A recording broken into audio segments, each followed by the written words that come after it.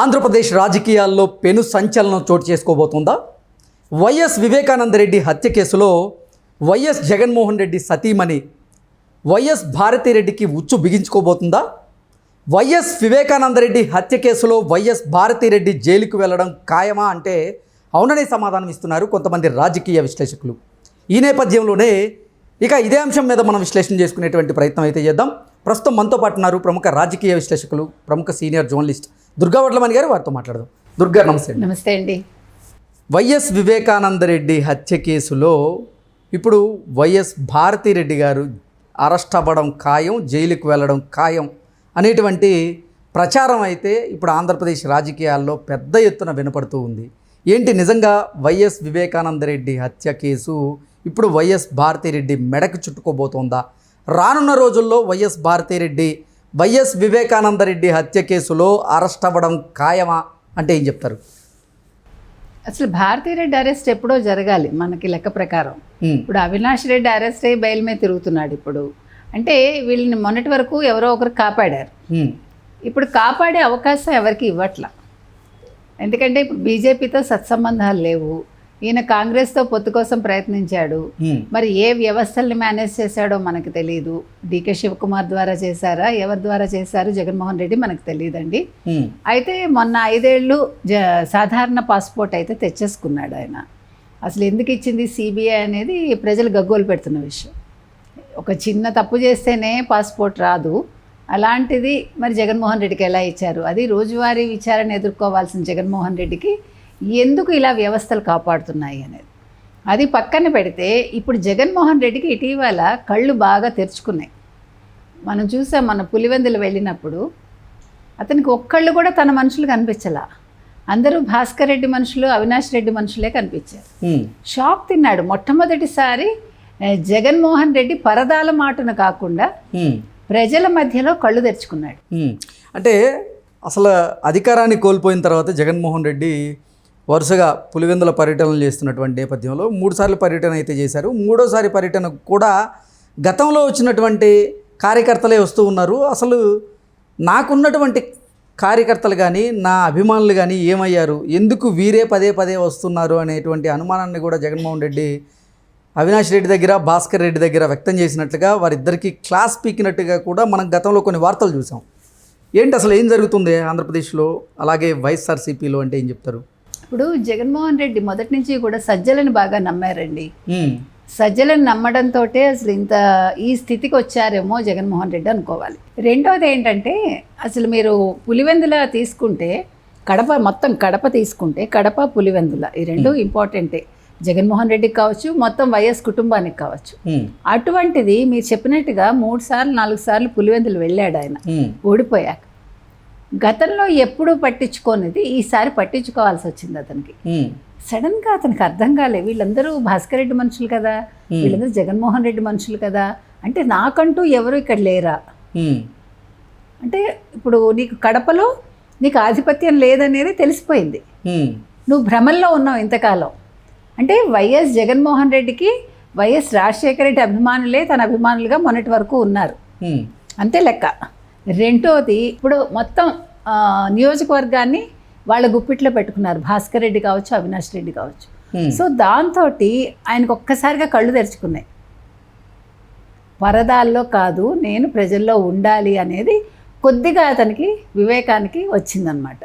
Okay, వచ్చేసరికి ఇది జరిగిన ఈ నేపథ్యంలో భారతిరెడ్డిని తీసుకుంటే, భారతిరెడ్డికి ప్రచారంలో ఎదురు దెబ్బలు తగిలాయి.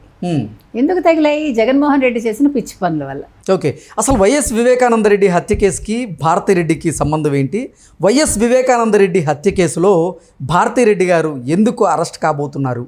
ఎందుకు ఈ ప్రచారం ఇప్పుడు పెద్ద ఎత్తున ఆంధ్రప్రదేశ్ రాజకీయాల్లో చర్చనీయాంశంగా మారింది అంటే ఏం చెప్తారు? అంటే ఇది యాక్చువల్గా ఒక పెను సంచలనమే చెప్పాలండి. మనం చర్చనీయాంశంగా ఎప్పుడో మారింది. కాకపోతే ఏంటంటే దాన్ని అలా సప్రెస్ చేసుకుంటూ వచ్చారు. ఇప్పుడు అది ఒక పీక్ స్టేజ్కి వస్తుందా అని అనిపిస్తుంది మనకి. బికాజ్ భారతిరెడ్డి హస్తం ఉంది అని మొదటి నుంచి అందరూ చెప్తున్న అంశం అది. వివేక హత్య కేసులో అవినాష్ రెడ్డికి ఎంపీ సీట్ ఇప్పించడం కోసం యాక్చువల్గా జగన్మోహన్ రెడ్డి కంటే ఎక్కువ భావించింది, కోరుకున్నది భారతిరెడ్డి అనేది అందరూ చెప్పే విషయం. ఓకే, సో అందుకని భారతిరెడ్డి దగ్గరుండి ఈ పథకాన్ని రచించటంలో ఆవిడ కూడా పాత్ర ఉంది అనేది. ఇప్పుడు ఒక తప్పు చేసినప్పుడు తప్పు చేసే వాళ్ళకి మద్దతు ఇచ్చే వాళ్ళు కూడా తప్పు చేసినట్టేగా, మీరు డైరెక్ట్గా ఇన్వాల్వ్ అవ్వక్కర్లా. సో ఆ రకంగా భారతీరెడ్డి ఇన్వాల్వ్మెంట్ ఉంది అనేది ఇప్పుడు అందరూ చెప్పే విషయం. దీని మీద ఇప్పుడు సిబిఐ దృష్టి పెట్టింది. అసలు ఏంటి ఈ భారతీరెడ్డి ఇన్వాల్వ్మెంట్ ఏంటి, ఏ రకంగా ఉంది అని దీని మీద ఇప్పుడు భారతీరెడ్డి అరెస్ట్ తప్పకుండా జరుగుతుంది అనేది మనకు వినిపిస్తున్నమాట.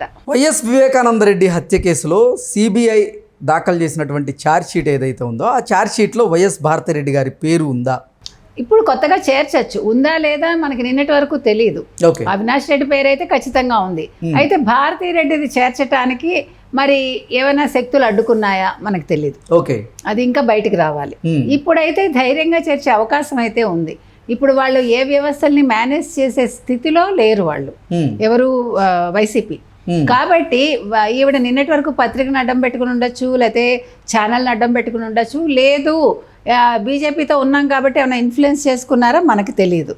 ఇప్పుడు ఎలాగ బీజేపీతో వాళ్ళు లేరు, కాంగ్రెస్తో ఇంకా వీళ్ళు పూర్తిగా కలవలేదు.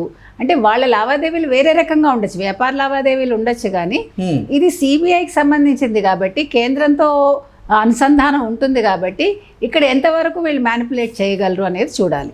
నెక్స్ట్ వివేక హత్య వల్లే మొత్తం రాజకీయాలంతా కూడా ఆంధ్రప్రదేశ్లో ఒక మార్పు వచ్చింది, పెను మార్పు దానివల్ల కలిగింది.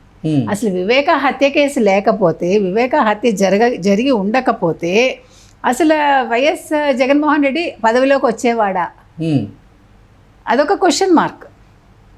ఎంత ప్రజలు కావాలనుకున్నా కావాలనుకోకపోయినా వాళ్ళు అంతలాగా వాళ్ళు సాక్షి పేపర్ అడ్డు పెట్టుకుని, సాక్షి ఛానల్ అడ్డు పెట్టుకుని నారాసుర రక్త చరిత్ర అనేది వాళ్ళు బాగా ప్రజల్లోకి తీసుకెళ్ళగలిగారు.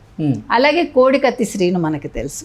సో వీటన్నింటికి మూలం అంటే జగన్మోహన్ రెడ్డి ముఖ్యమంత్రి అవటానికి మూలం వివేకానంద రెడ్డి బాగా, అంటే ఆయన హత్య బాగా అతనికి సపోర్ట్ అయింది. కాబట్టి వివేక హత్య కేసు చిన్నది కాదు. 5 ఏళ్ళు ముఖ్యమంత్రిగా ఉన్న జగన్మోహన్ రెడ్డి గతంలో 2019 నుంచి 24 వరకు ఆ హత్య జరిగింది ఎలాగా, ఏమిటి, ఎవరు అనేది ఛేదించలేకపోయారు. అంటే అతను కావాలని దాన్ని పక్కదోవ పట్టించాడు. ఇప్పుడు ఇట్స్ వెరీ క్రూషియల్. అంటే జగన్మోహన్ రెడ్డిని హోల్డ్ చేయాలన్నా, భారతీరెడ్డిని అరెస్ట్ చేయాలన్నా ముఖ్యంగా ఈ కేసు చాలా వేగవంతం కావాలండి. ఇప్పుడు అదే ప్రాసెస్ నడుస్తోంది. ఇది కనుక జరిగితే ఆల్రెడీ భారతీరెడ్డి నేను చైర్మన్గా ఉండను, ఎండీగా ఉండను అని చెప్పింది వాళ్ళ సాక్షి పేపర్కిను ఛానల్కి. మరి ఇప్పుడు ఎవరికి అప్పచెప్తారు, నెక్స్ట్ ఎవరు దాన్ని చూసుకుంటారు? ఈవిడ అరెస్ట్ వల్ల ఇప్పుడు రాజకీయాలు ఏ రకంగా మలుపు తిరుగుతాయి జగన్మోహన్ రెడ్డికి అనేది చూడాలి.